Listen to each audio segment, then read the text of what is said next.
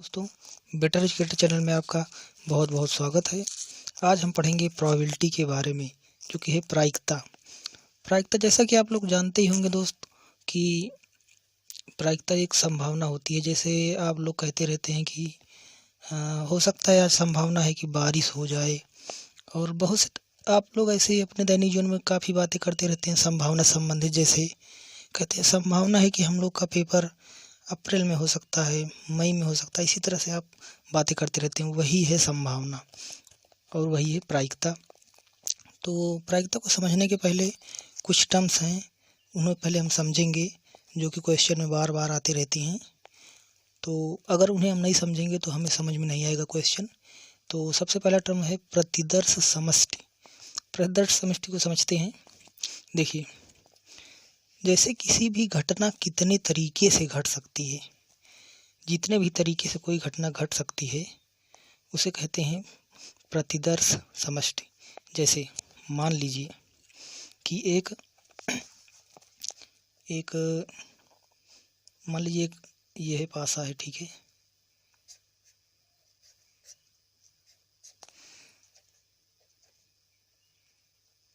इस तरह का एक पासा है, ठीक है, इसे डाइस कहते हैं।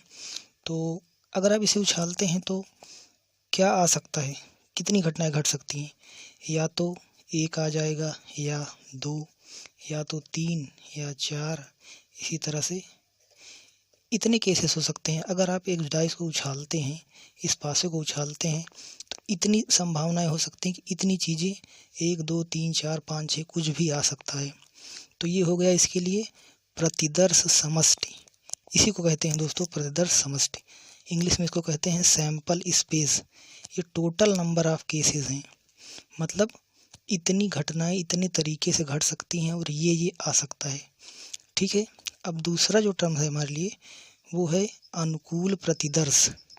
देखिए, अनुकूल प्रतिदर्श क्या होता है, जिसे इंग्लिश में कहते हैं फेवरेबल इवेंट। तो अनुकूल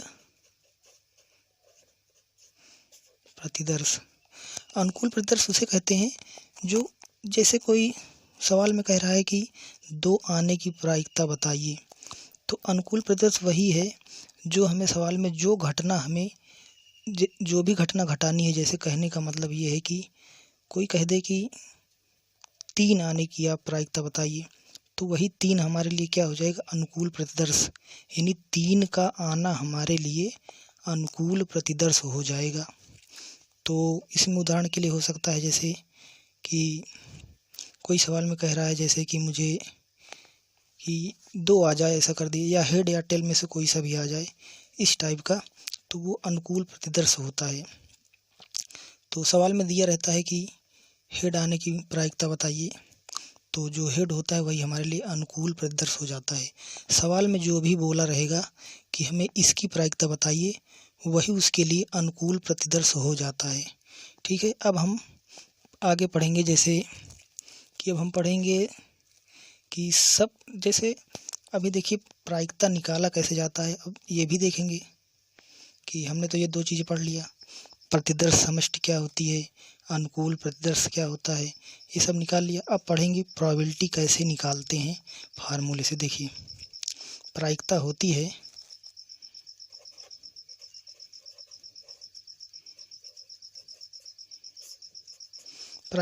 है अनुकूल प्रतिदर्श बटे में प्रतिदर्श समष्टि,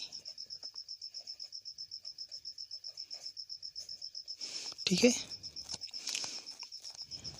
तो इस तरह से देखिए, इसको जो टोटल नंबर ऑफ केसेस हैं और जो घटना घट रही है उसी से हम प्रायिकता निकाल लेते हैं। तो हमने प्रायिकता निकालना देख लिया। एक छोटा सा सवाल करते हैं, जैसे कि एक सिक्के को अगर उछाला जाता है तो बताइए हेड आने की प्रायिकता क्या है, मतलब कि चित आने की प्रायिकता क्या है, ये बता दीजिए आप। तो जैसे हेड आने की प्रायिकता अगर कोई पूछ ले, तो अगर एक सिक्के को हम उछालें तो क्या आ सकता है, तो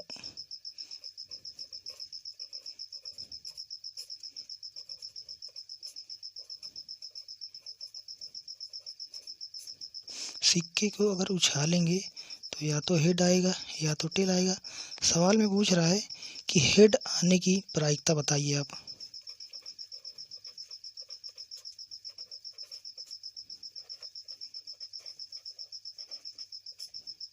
तो हेड आने की जो प्रायिकता होगी वो कितना है।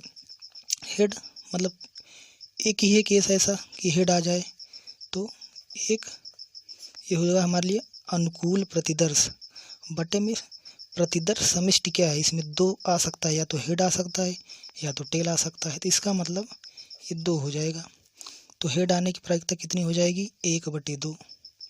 तो हमने एक छोटे सवाल से समझ लिया कि प्रायिकता कैसे निकाली जाती है। जो घटना घट रही है, जैसे जो हमें सवाल में पूछा गया है वो जैसे अनुकूल प्रतिदर्श वही हो जाता है, और बटे में कितने कुल वो जो घटना है वो कितने तरीके से घट सकती है। जैसे इसमें हेड आ सकता है या टेल आ सकता है, तो यही उसके लिए प्रतिदर्श समिष्टि है, उसको बटे में कर देते हैं तो प्रायिकता निकल जाती है। अब अगला टर्म हमारे लिए है, अब हम सीखेंगे सप्रतिबंध प्रायिकता, जिसे इंग्लिश में कहते हैं कंडीशनल प्रोबेबिलिटी। ठीक है, चलिए आइए देखते हैं सप्रतिबंध प्रायिकता के बारे में पढ़ेंगे।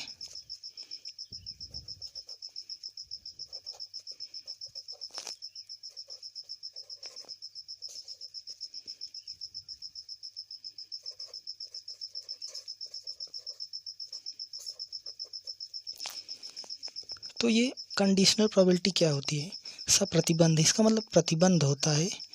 अब ऐसे ही कोई भी घटना उसमें नहीं घट सकती, उसमें जो घटना घटती है वो एक प्रतिबंध के हिसाब से घटती है, और उसमें एक कंडीशन होती है, उसमें कुछ भी ऐसे ही नहीं आ जाता है, उसमें कंडीशन के हिसाब से आता है। जैसे इसको देखिए, इसको कैसे दर्शाते हैं, PAB, या ऐसे भी दर्शाते हैं PEF,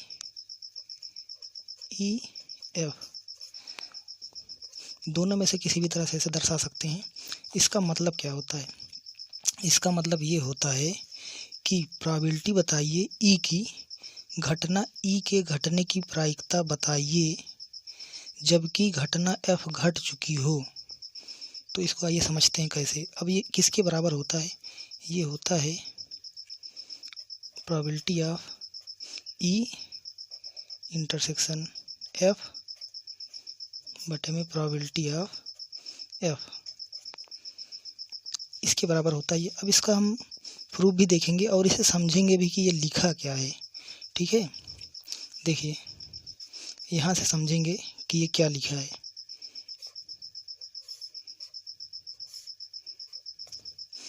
मान लीजिए कि एक घटना ई है और दूसरी घटना एफ है। एफ घटना घट चुकी है पहले ही, ठीक है, एफ घटना पहले ही घट चुकी है। अब ये पूछ रहा है कि प्रायिकता बताइए ई की जबकि एफ घटना पहले ही घट चुकी है। तो कहने का मतलब ये है कि अब हमें जो प्रायिकता बतानी है इसी के, या इधर कंडीशन ये जो लगी हुई है इसी कंडीशन के अंदर ही बताना है, इसके बाहर हमें नहीं जाना है। अब हम प्रतिबंधित हैं, हमें हमारे ऊपर कंडीशन है, प्रतिबंध लगा हुआ है कि इस बाउंड्री के बाहर आप नहीं जा सकते हैं। तो इस बाउंड्री के अंदर इतनी ही घटना है जो कि ई के अंदर भी है। तो ये जो है इसे कहते हैं ई इंटरसेक्शन एफ, यही है हमारा ई इंटरसेक्शन एफ। ये ऐसी घटना है जो एफ में भी घटित हो रही है और ई में भी घटित हो रही है। तो ई इंटरसेक्शन एफ, यहाँ पे जो ये लिखा हुआ है पी ई इंटरसेक्शन एफ, वही है प्रोबेबिलिटी, इस घटना के घटने की प्रोबेबिलिटी यही है। ठीक है, तो चलिए देखते हैं फिर आगे। तो इतना तो हमने समझ लिया कि ये क्या है। तो अब इसका जैसे मान लीजिए इसको आपका इसका प्रूफ निकालना चाहते हैं आप, तो देखिए कैसे इसका प्रूफ निकालते हैं।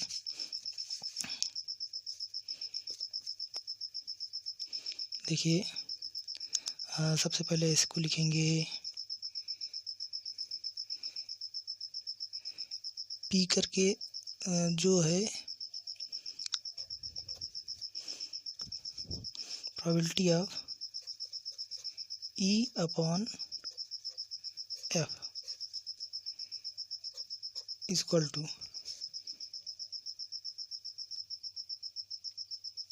तो इसको लिखेंगे फिर हम आगे ई इंटरसेक्शन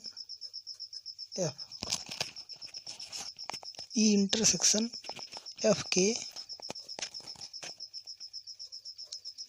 जो इसके अनुकूल प्रतिदर्श हैं उनकी संख्या लिखनी है। इसके अनुकूल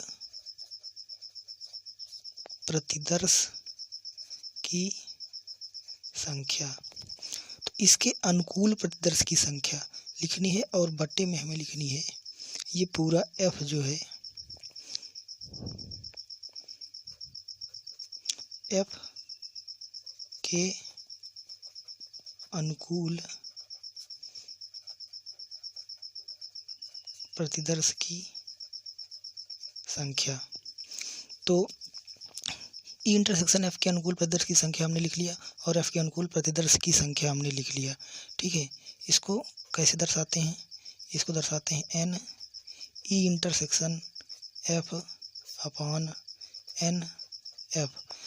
अब देखिए, अब इसमें इसके और दोनों अंश और हर दोनों को अगर हम एन एस से भाग दे दें, एन एस क्या है जो अभी मैंने आपको बताया नहीं था, ये जो प्रतिदर्श समष्टि होती है वही है एन एस।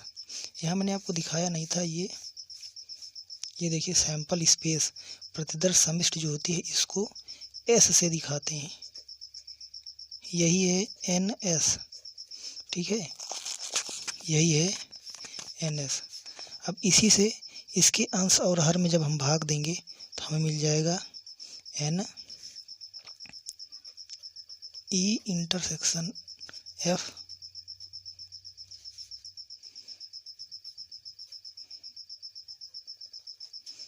बटे में एन एस पूरे का बटे एन एफ एन एस। इस तरह देखिए अब हमें क्या मिल जाएगा, ये हो जाएगा बराबर प्रोबेबिलिटी ऑफ यानी प्रायिकता ई इंटरसेक्शन एफ बटे में प्रायिकता एफ की। तो इस तरह से हमने ये फार्मूला निकाल लिया कि प्रायिकता ई की प्रायिकता जब एफ घटना घट चुकी हो तो उसके ये प्रतिबंध, इसलिए इसको सब प्रतिबंध प्रायिकता कहते हैं क्योंकि एफ घटना घट चुकी है और उसी एफ घटना के अंदर से जो एलिमेंट यानी कि जो ई और एफ में जो घटना कॉमन है, जो दोनों में घट रही है, वही उतना ही हिस्सा हमें लेना है। इसीलिए हम पर प्रतिबंध है कि हम जो एफ घटना है उसी के अंदर ही हमें सोचना है, हमें एफ के बाहर बिल्कुल भी नहीं सोचना है।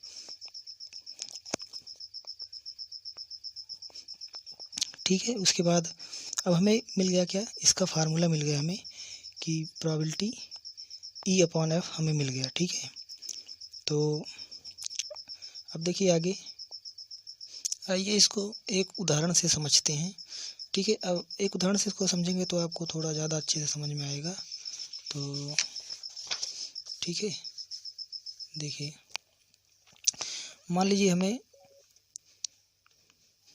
दिया है क्या, कुछ भी ऐसे मान लेते हैं कि पीई दिया हुआ है हमें। ठीक है,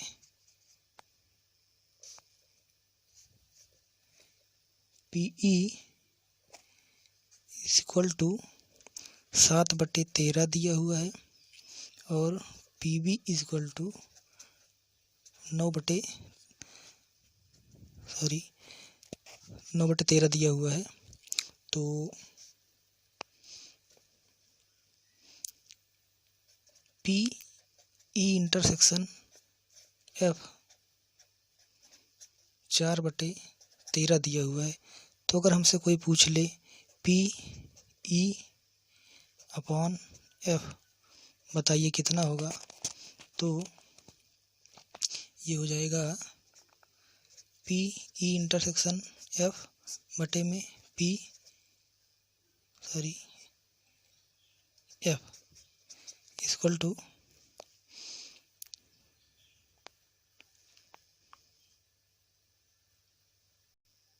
तो 4/13 और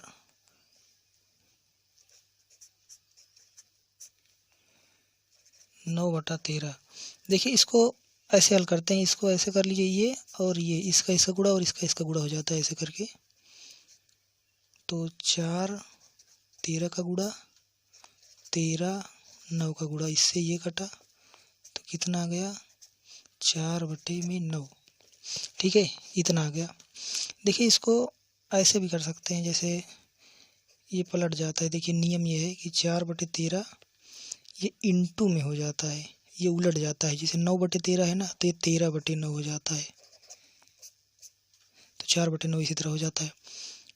ठीक है, तो अब एक और उदाहरण देखते हैं, जिसमें एक मान लीजिए मैं सवाल लेता हूँ। सवाल है कि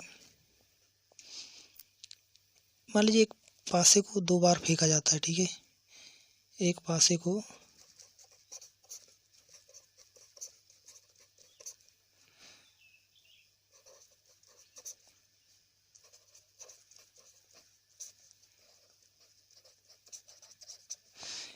को 2 बार फेंका जाता है। ठीक है, उसके बाद पहली घटना क्या है, फर्स्ट इवेंट क्या है। पहली घटना में कहते हैं कि संख्याओं का योग 5 है।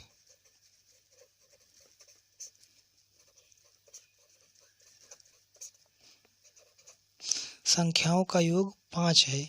और दूसरी घटना क्या है, दूसरी घटना में कि कम से कम एक बार 4 आता है। कम से कम एक बार 4 आता है। मतलब अब देखिए इस सवाल को इस तरह समझें, अगर कभी भी हमें दिया हो कि एक पासे को 2 बार फेंका जाए या 2 पासे को 1 बार फेंका जाए, बात बराबर होती है दोनों। देखिए मैं फिर से क्या कह रहा हूँ, अगर एक मिनट, अगर किसी पासे को 2 बार फेंकिए और चाहे 2 पासे को 1 बार फेंकिए, कहने का मतलब कि अगर एक पासा लिया हमने 1 बार फेंका, जो आया उसको ऐसे लिख लिया, फिर एक पास उसी पासे को फिर से दोबारा फेंका, जो आया उसको लिख लिया वो। और दूसरी बात मैं क्या बोल रहा हूँ कि 2 पासे को 1 बार फेंकिए, मेरे पास 2 पासा, एक को फेंका जो आया लिख लिया, फिर दूसरे पासे को फेंका वो जो आया उसको भी लिख लिया, तो दोनों बात बराबर होती है। ठीक है, तो इसको सॉल्व करने पहले सबसे पहले देखिए मैं घटना ई किसको मानूंगा। मैं मान लेता हूँ घटना कि पहली वाली को मैं ई मान लेता हूँ। ठीक है, देखिए ई इवेंट, तो हमें संख्याओं का योग 5 करना है। मान लीजिए हमने ऐसे फेंका कि पहले में 1 आ गया, दूसरे में 4 आ गया। ठीक, या फिर कैसे आ सकता है, 2 आ गया, 3 आ गया। पहले में 2 आ गया, दूसरे में 3 आ गया। और एक क्या हो सकता है, 3 आ गया, 2 आ गया। ठीक है, और क्या आ सकता है, मैं देखिए मैं 2 पासा लेके इसको सवाल को कर रहा हूँ, क्योंकि मैं बता रहा हूँ बार बार कि चाहे एक पासे को 2 बार फेंकिए, चाहे 2 को 1 बार फेंकिए। तो मैंने एक पासे को फेंका जैसे, तो मान लीजिए एक को फेंका 4 आया, फिर दूसरे को फेंका 1 आया। तो देखिए इसके अलावा और कुछ हो सकता है क्या, 5 लाने के लिए ऐसा 2 4 1 5 हो गया, 2 3 5, 3 2 5। और अगर मैं कोई दूसरा नंबर लेता हूँ, जैसे मैं 3 और 3 ले लिया तो 6 आ जाएगा, तो उसका योग जो है ज़्यादा हो जाएगा। और मान लीजिए मैं 4 2 ले लिया तो भी ज़्यादा हो गया, 5 1 ले लिया तो भी ज़्यादा हो जाएगा। तो इतना ही है ई हमारा, तो हमारा ई जो है वो इतना ही आ गया। ठीक है, अब जो दूसरा इवेंट है एफ क्या कह रहा है कि कम से कम एक बार 4 आता है, मतलब दोनों में से किसी एक को फेंको तो 4 आ जाए कम से कम। तो क्या हो सकता है, मान लीजिए मैंने एक पासे को मैंने फिक्स कर दिया। ठीक है, फेविकोल लगा के उसको चिपका के रख दिया और उसमें 4 दिख रहा है ऊपर, उसको मुझे छूना ही नहीं, अब दूसरे को फेंकना है। जब दूसरे को फेंकता हूँ पहली बार, मान लीजिए ये आ गया, फिर एक तो फिक्स है 4 रहेगा ही रहेगा। दूसरे में मान लीजिए दूसरी बार 2 आ गया, तीसरी बार 3 आ गया, चौथी बार में 4 आ गया, पांचवी बार में 5 आ गया, ठीक, और छठी बार में 6 आ गया। अब क्या करता हूँ मैं, दूसरे वाले पासे को फिक्स कर देता हूँ, फेविकोल लगा के उसको चिपका देता हूँ दूसरे वाले को। अब पहले वाले को फेंकूंगा तो अब कौन सा नंबर बदलेगा, पहला वाला बदलेगा। जैसे मान लीजिए दूसरे वाले को मैंने फिक्स कर दिया, 4, पहले वाले पे 1 आ गया,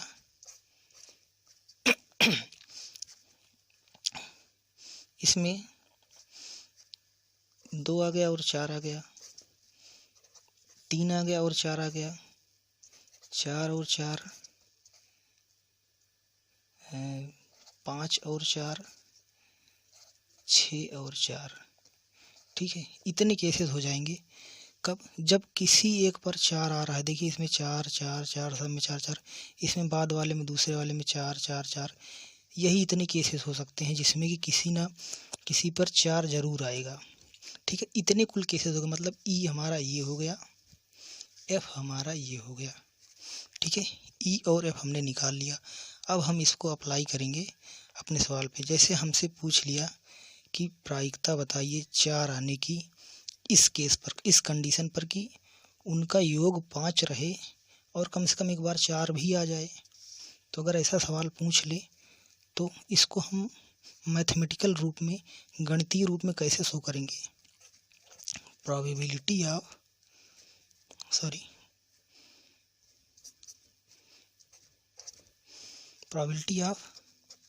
ई, थोड़ा सा उल्टा हो जा रहा है। Probability of F when E occurred, मतलब एफ की प्रायिकता बताइए जब ई हो सके, मतलब कि 5 आए उनका सम और कम से कम एक बार तो 4, किसी एक पर तो 4 आए ही आए। तो उसके लिए इस तरह से निकालेंगे, P F intersection E upon P E, ठीक है। तो ये हो जाएगा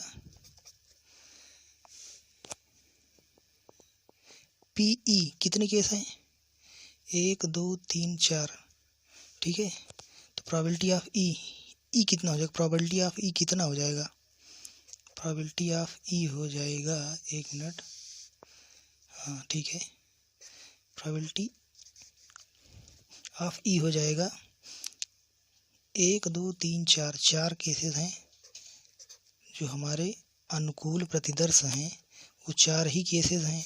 और टोटल 2 पासों को फेंकने पर कितने होंगे नंबर, कितने केस हो सकते हैं, कुल 36 केस हो सकते हैं, कुल 36 घटनाएं हो सकती हैं, जितने कि 4 ही हमारे काम की हैं। 4 ही से हमारा मतलब है जिनका सम 5 हो रहा है, सिर्फ इन्हीं का सम 5 हो रहा है, इन्हीं को जोड़ने पर 5 आ रहा है, 4 1 5 3 2 5, इस तरह से करके। तो प्रोबेबिलिटी ऑफ ई हमने निकाल लिया, 4/36 बराबर 1/9, ठीक है। उसके बाद अब हम निकालेंगे probability of F intersection E का, ठीक है। एफ इंटरसेक्शन ई क्या है, मतलब ऐसा इवेंट जिसमें कि ई तो घट ही रहा हो, ई वाली घटना घट रही हो, उसके बाद एफ वाली घटना घट रही हो। कहने का मतलब कि ये हमें प्रतिबंध लगा रहा है, प्रतिबंध लगा रहा है कि ई घटना घटनी चाहिए, मतलब कि दोनों संख्याओं का सम 5 हो।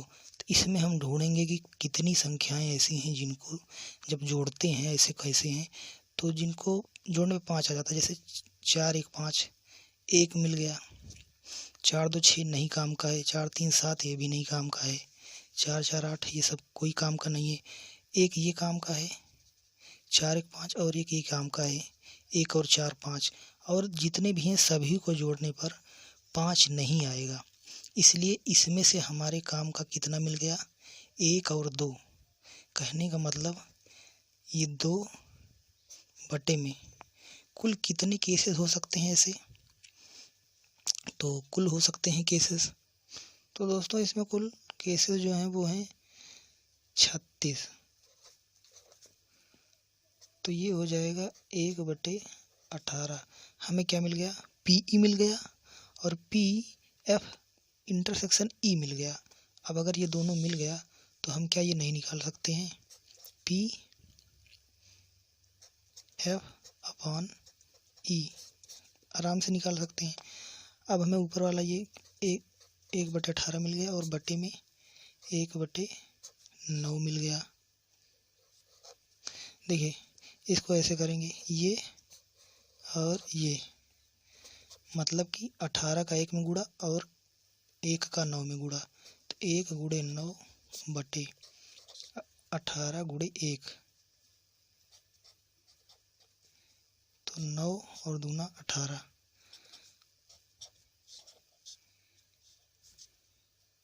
तो इसकी दोस्तों प्रोबेबिलिटी जो आ गई 1/2 आ गई।